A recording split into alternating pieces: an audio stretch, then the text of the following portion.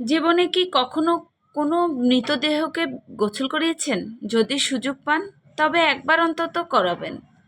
খুব কাছ থেকে দেখবেন মৃত্যুর পর মানুষের দেহ তো কতটা অসহায় হয়ে পড়ে। যে মানুষটা একদিন দাপটের সাথে পৃথিবী কাঁপিয়েছে সে আজ কতটা নির্জীব।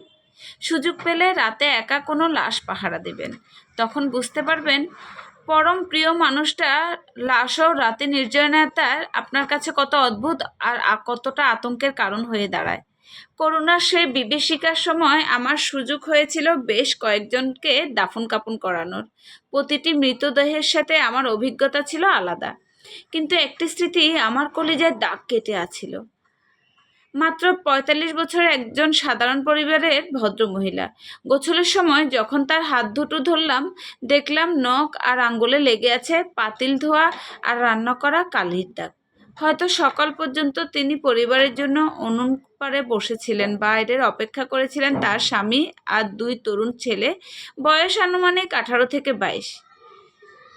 গোসল শেষে যখন ছেলেদের শেষবারের জন্য মায়ের মুখ দেখতে ডাকলাম, তখন দেখলাম তা বিশ্বাস করা কঠিন। স্বামী ফোনে কথা বলছিলেন এবং ফোনে থাকা অবস্থাতে অত্যন্ত অবহেলা এবং অমনোযোগী হয়ে স্ত্রীর দিকে একবার তাকালেন। তার চেয়েও বেশি বুক ভাঙা কষ্ট পেলাম ছেলে দুটোর আচরণে। মায়ের নিথর দেহের সামনে দাঁড়িয়েও তাদের কোনো ভাবান্তর নেই, কোনো শোক নেই। একবার মায়ের মুখের দিকে তাকিয়ে তারা আবার ফোনের ভিডিও গেমে ভূত হয়ে গেলেন।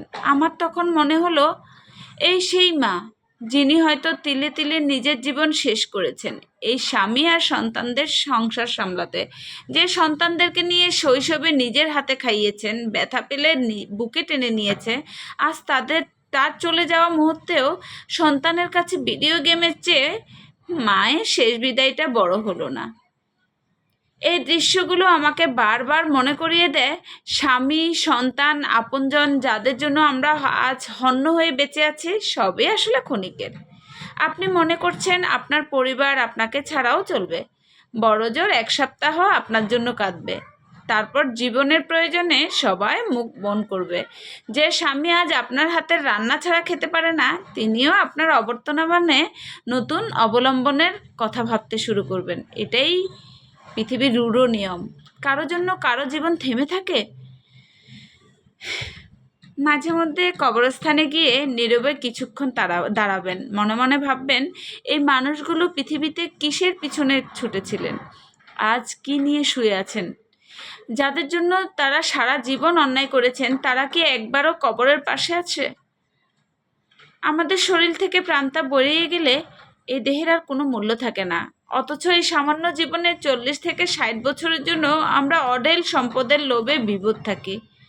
আমাদের দেশের চিত্র দেখুন, মসজিদ মুসল্লিতে ভরপুর, কিন্তু ইমানের শক্তি আমাদের কত দুর্লভ। রমজান মাসে যেখানে ইবাদতে মশগুল থাকার কথা সেখানে আমরা একে অন্যকে ঠকানোর ফন্দি করি, দুর্নীতি টাকা চুরি করে, একবার হজ করে দান খয়রাত করি, আমরা জান্নাত কনফার্ম করি।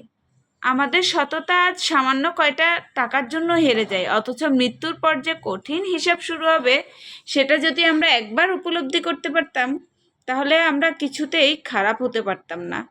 আমরা অন্যের হক মারতাম না, কারোর সাথে দুর্ব্যবহার করতাম না। সবই পড়ে থাকবে, শুধু সাথে যাবে আপনার আমল। মহান সৃষ্টিকর্তা আমাদের সবাইকে এই ধ্রুব সত্যটুকু উপলব্ধি করার এবং সঠিক পথে ফেরার সুযোগ দেন।